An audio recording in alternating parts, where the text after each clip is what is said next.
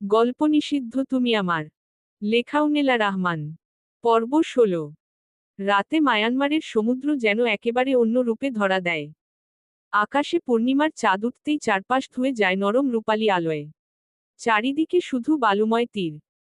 চাঁদের আলো সোজা নেমে আসে সমুদ্রের বুকে, ঢেউয়ের গায়ে গায়ে যেন কে ও একে দিল হাজারো রূপালী রেখা। মনে হয় সমুদ্র নিজের গায়ে চাঁদের আলো মেখে নিয়েছে।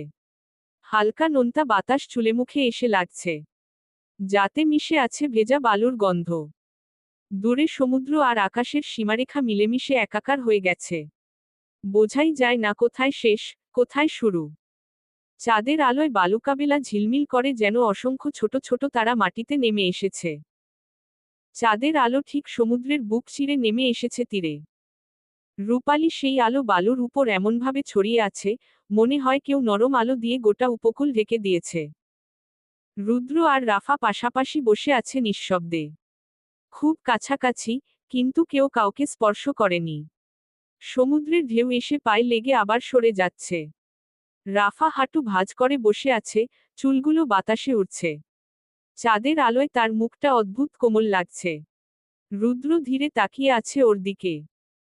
এই আলোতে রাফাকে আর মানুষ মনে হচ্ছে না, যেন মনে হয় চাঁদেরই কোনো অংশ ভুল করে পৃথিবীতে নেমে এসেছে।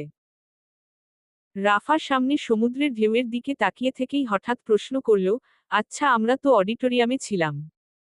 দুপুর 2টা বেজেছিল হয়তো তখন। আমরা এখানে কি করে এলাম আর এখানে রাত কি করে হলো? রুদ্র জানত রাফা এই প্রশ্ন করবে। রুদ্র হালকা ঠোঁট এলিয়ে মুচকি হাসল। বলল, তুমি ঘুমিয়ে গিয়েছিলে তাই জানো না, যখন আমরা বের হয়েছিলাম তোমার কিছুই মনে নেই। তুমি ঘুমিয়ে গিয়েছিলে, পুরো রাস্তা ঘুমিয়ে ঘুমিয়ে এসেছ। রাফা অবাক হয়ে তাকালো রুদ্রের দিকে। বলল, রাত হয়ে গিয়েছে, আমি এখনো বাসায় যাইনি। আমাকে বাসার সবাই খুঁজবে না? রুদ্র বলল, বাসায় খবর পাঠিয়ে দেওয়া হয়েছে তুমি নিশির বাসায় আছো। এটাই জানে, তবুও ভোর হতেই আমি তোমাকে পৌঁছে দিব। তারা যখন ঘুমিয়ে থাকবে বলবে সকাল সকাল তুমি চলে এসেছ। রাফা এবার যেন একটু চিন্তামুক্ত হলো।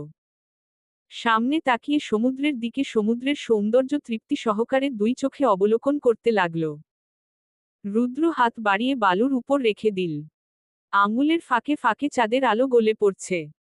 বলল, আমি চাই সময় থেমে থাকুক, অন্তত এই মুহূর্তটা। রাফা ধীরে ধীরে নরম চোখে তাকালো রৌদ্রের দিকে। রুদ্র ঘোর লাগা দৃষ্টিতে তাকিয়ে আছে রাফার দিকে।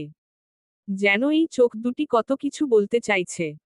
যেন কত শত শতাব্দীর কামনায় পরিপূর্ণ চোখ দুটি। রাফা লজ্জায় চোখ সরিয়ে আবার সামনের দিকে তাকালো। আঙুল দিয়ে বালিতে আঁকিবুকি করতে লাগল। রুদ্র ধীরে ধীরে রাফার হাতটি স্পর্শ করল। রাফা চমকে উঠল। সমুদ্রের ঢেউয়ের ঠান্ডা মৃদু মন্দ বাতাস শরীর শিহরিত করছে, তার উপরে রুদ্রের শীতল উষ্ণ স্পর্শ। যেন রুদ্রের চোখ দুটো বলছে, রুদ্র পেতে চাইছে রাফাকে। নিগুড় আলিঙ্গনে পেতে চাইছে। রাফার হাত কাঁপছে। দেহ মন কেঁপে কেঁপে উঠছে, শিহরিত হচ্ছে।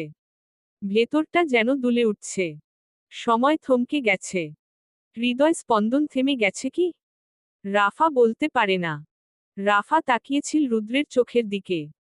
রুদ্র ধীরে ধীরে রাফার দিকে ঝুঁকে এলো। রুদ্রের নরম উষ্ণ স্পর্শ রাফার মুখের ত্বক স্পর্শ করছে। রাফা চোখ বন্ধ করে ফেলল। রুদ্র তাকিয়ে আছে চাঁদের নরম আলোয় রাফার কোমল শান্ত স্নিগ্ধ রূপের দিকে। রুদ্র দুহাত তুলে রাফার মুখ দিয়ে ধরে ধীরে ধীরে রাফার মুখটি নিজের আরো সন্নিকটে নিয়ে আসল। এখন রুদ্রের গরম উষ্ণ নিঃশ্বাস সম্পূর্ণই আছড়ে পড়ছে রাফার চোখে, ঠোঁটে, মুখে। রাফা শ্বাসপ্রশ্বাসের গতি বাড়তে শুরু করল। জোরে জোরে নিঃশ্বাস নিচ্ছে রাফা। রুদ্র সবকিছুই বুঝতে পারছে। রুদ্র জানে রাফার মনে কি চলছে। ছোট্ট মেয়েটির মন যে শিহরিত হচ্ছে, আন্দোলিত হচ্ছে প্রতি ক্ষণে ক্ষণে রুদ্রের প্রতিটি স্পর্শে। রুদ্র জানে ঘোর লেগে গিয়েছে রুদ্রের। যেন আফিমের নেশার চেয়েও ভয়ঙ্কর রাফার নিঃশ্বাসের শব্দ। রুদ্র রাফার ঠোঁটে ঠোঁট রাখল। আজ তীব্রভাবে রাখল না, খুব নরম স্পর্শ করতে চাইল রাফাকে। যেমন প্রত্যেকটা মানুষ করে, ধীরে ধীরে গাঢ় থেকে গাঢ় হয় চুমু। আজ রুদ্র সেইভাবে এগোবে। যতটুকু সইতে পারে রাফা ঠিক ততটুকু গভীর আলিঙ্গনে জড়িয়ে নিবে রাফাকে। রুদ্র রাফার ঠোঁটে গাঢ় থেকে গাঢ় চুম্বন করতে লাগল। ধীরে ধীরে রুদ্র চুম্বনের তীব্রতা একটু একটু করে বাড়ছে, তবে রাফার সহ্য করার ক্ষমতাও যেন বেড়েছে। গতবারের তুলনায় এবার যেন রাফা সম্পূর্ণ রুদ্রকে সহ্য করতে পারছে। হয়তো রুদ্রর এই 4 দিনের অনুশীলন রুদ্রকে আরও শান্ত ধীরস্থির করেছে। রাফাও হয়তো আর একটু রুদ্রকে বুঝতে শিখেছে। রুদ্রের স্পর্শ, রুদ্রের উগ্রতা, রুদ্রের ভালোবাসা, তীব্রতা সবকিছুই যেন রাফা বুঝতে শিখেছে। রাফা ধীরে ধীরে হাত গলিয়ে দিল রৌদ্রের ঘাড়ে, চুলের ভাঁজে ভাঁজে। রুদ্র যেন আর একটু বেসামাল হল। রাফা হইতে পারছে না, শরীর ভেঙে আসছে রাফার। ধীরে ধীরে চুম্বনরত অবস্থায় শরীর এলিয়ে দিল বালুকামো সমুদ্রের তীরে। রুদ্র ধীরে ধীরে রাফার সাথে, রাফার উপরে শরীরের ভার কিছুটা দিয়ে রাফাকে ভালোবাসায় ভরিয়ে দিতে লাগল। সমুদ্রে ঢেউ এসে আছড়ে পড়ছে, দুজনের পা ভিজিয়ে দিয়ে যাচ্ছে। কিন্তু সিক্ত হচ্ছে দুজনের মন। রুদ্র ধীরে ধীরে রাফার হাত দুটো চেপে ধরল বালুর সাথে।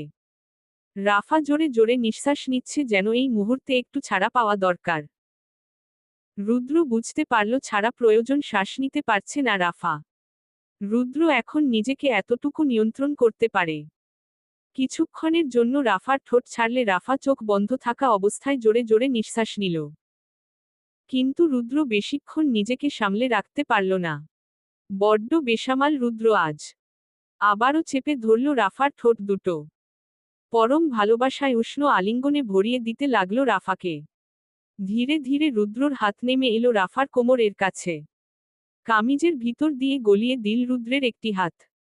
রাফার নরম উন্মুক্ত উদরে হাত পড়তেই রাফা যেন শিহরিত হয়ে গেল।